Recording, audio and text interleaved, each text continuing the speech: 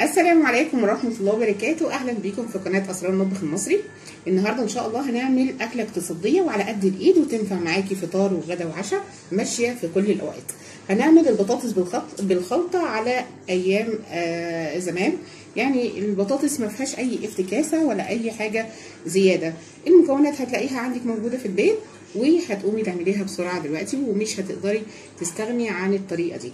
يلا بينا على طول نبدا الوصفه ونسمي بسم الله ونقول بتعمل ازاي البطاطس بالخلطه بكل تفاصيلها. هنا عندنا اول حاجه هنسلق البطاطس. عندي ميه بتغلي، هحط فيها معلقه كبيره من الملح،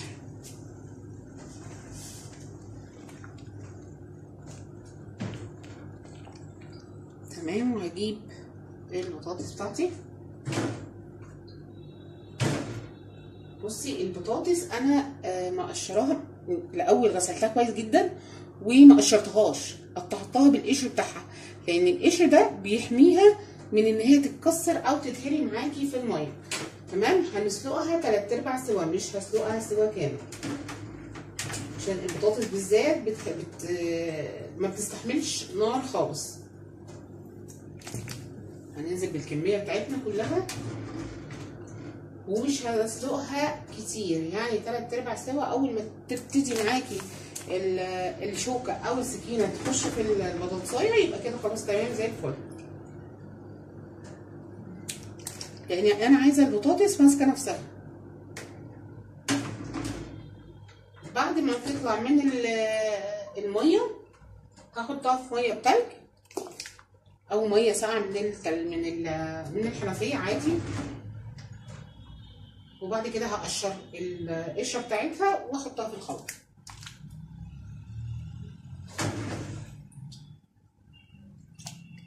بس كده هسيبها بقى تستوي، وزي ما قلت لك 3/4 سوا، وبعد كده نعمل الخلطه بتاعتها عشان نقليها على طول. عندي الخلطه بقى بتاعت البطاطس. عندنا هنا توم مهروس معلقه صغيره مش كبيره، هحط عليها كمون،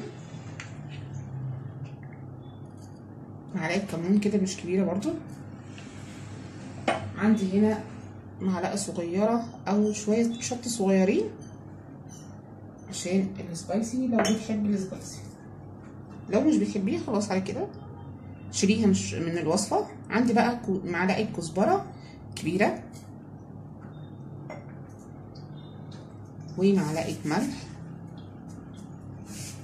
برضو الملح هنشوف الطعم بتاعه.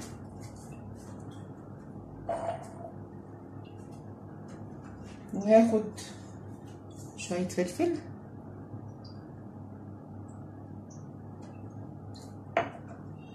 وعندي شوية كركم عشان اللون تبقى صفرة كده وشكلها حلو اهو، مش كتير، لا نص معلقة صغيرة. تمام، هحط عليهم 2 بيض او البيض اللي انتي حباه، يعني انتي في المقدار ان انتي تحطي 2 3 4 في الامكانيه، لكن انا شايفه ان هما 2 حلوين جدا على المقدار اللي انا هعمله، لاني مش هعمل كتير.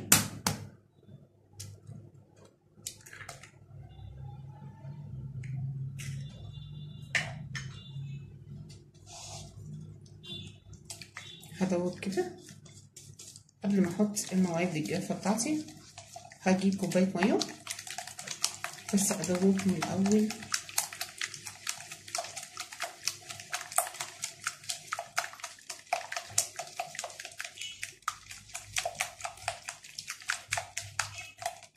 دي الطريقه العاديه جدا بتاعت زمان بتاعت امهاتنا، مفيش اي افتكاسه ولا اي حاجه زياده.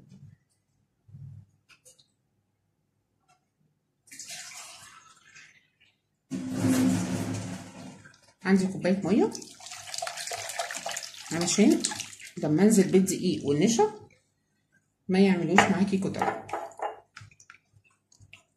عندي مقدار الدقيق يعني كوبايه كبيره مليانه، هحط عليها مقدار من النشا، يعني معلقتين كبار نشا،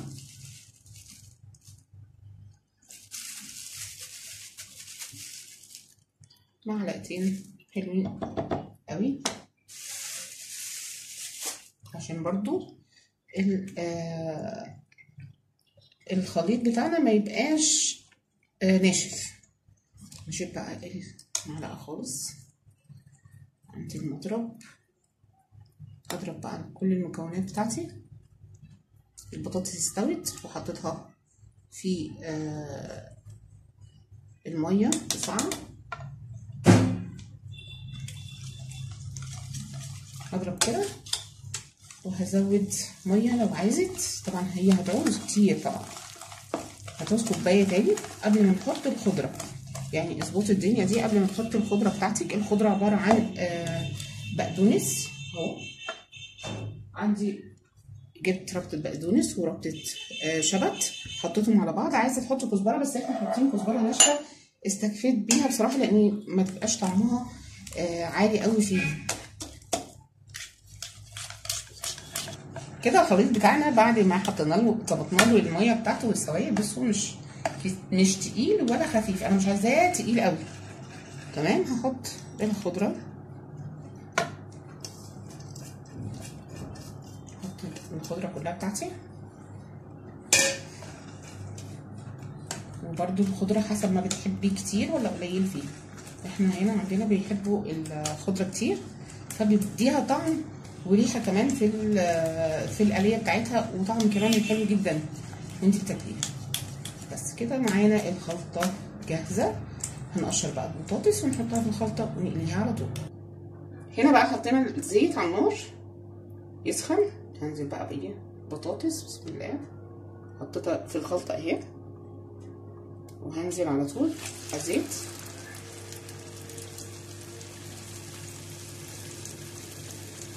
حبيت اعملها بالشوكه عشان انا في الخلطه، بس ما ينفعش يا جماعه عشان ما تكسريش البطاطس. مالها ادينا زي الفل.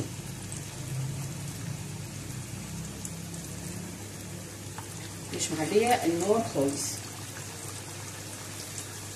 اكله اقتصاديه وجميله جدا. هنعمل شويه سلطه جنبها وبالعيش وشويه مكرونه، يا اما اي حاجه جنبها تعمليها بالعيش، بس شويه مخلل جنبها حلوه جدا. و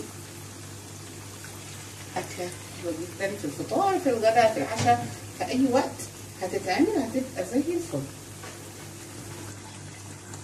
كده بقى مش هنحركهم لحد ما تاخد وش بس معانا من فوق، من تحت قصدي.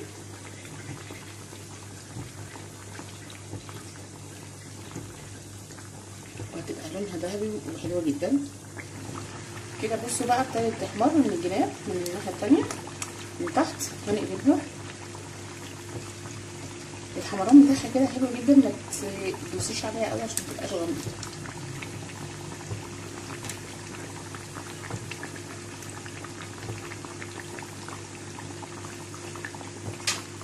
نسيبها بس تاخد وش.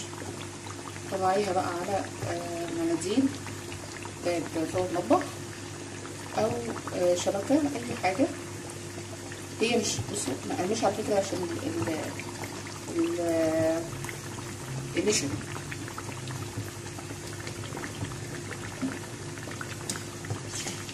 دي بس ايه اول ما تاخد الوش اهو. بصوا الكاميرا كمان ظلماها، هنطلع على طول متاخدش وقت. بصوا القرمشه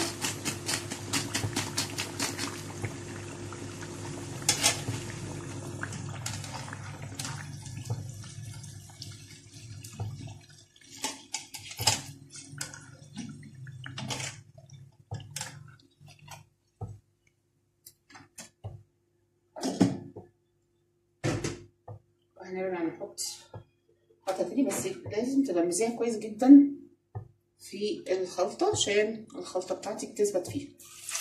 لو الخلطة حسيتيها خفيفة شوية معاكي اديها شويتين، مفيش أي مشكلة. احنا معانا بالظبط في ايدينا احنا بتاع الحاجة دي.